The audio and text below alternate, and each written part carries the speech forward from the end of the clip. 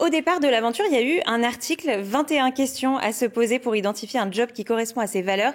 L'article a cartonné, il a été repris par plusieurs sites. C'est là que vous vous êtes dit que vous aviez touché quelque chose? Oui, complètement. En fait, j'ai testé un peu le format avec cet article et puis je me suis rendu compte que beaucoup de gens se posaient ces questions-là et surtout avaient besoin d'outils et peut-être même d'inspiration pour se projeter dans des types de carrières.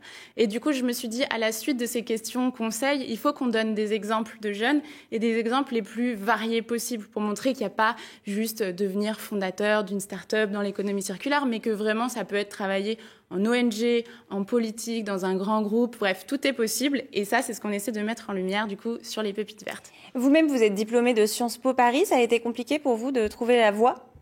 Alors moi, je savais très tôt que j'allais me poser plein de questions. Donc j'ai fait beaucoup de stages dans l'économie circulaire, dans les circuits courts, puisque j'ai créé une ruche Kidiwi qui connecte des agriculteurs et des consommateurs. Et puis mon dernier stage était à Change Now. Et du coup, depuis, j'ai trouvé ce premier métier, moi aussi, engagé pour la transition écologique. Donc c'est grâce à mes expériences que j'ai trouvé et c'est ça que j'ai envie de partager avec les pépites vertes. Aujourd'hui, vous habitez à Paris, mais vous êtes originaire de Segré, dans le Maine-et-Loire. Et votre dernière pépite, d'ailleurs, c'est Théophile, un éducateur à la Ligue de protection des oiseaux du département. C'est important pour vous de montrer qu'il n'y a pas qu'à Paris qu'on peut trouver un métier engagé? C'est très important, effectivement. Je pense que dans les territoires, les jeunes peuvent aussi prendre ces sujets-là, peut-être encore plus facilement parce qu'il y a des enjeux de protection de la biodiversité, des enjeux locaux. Et c'est super intéressant de voir que le parcours de Théophile, par exemple, qui était bénévole à l'origine, a réussi finalement à être salarié de son association. Donc c'est ça que j'ai envie de mettre en avant. Dans ces entretiens qui durent entre 30 et 45 minutes, ça dépend, vous choisissez un format long alors que d'habitude, en ce moment, les jeunes préfèrent les formats courts. C'est une volonté?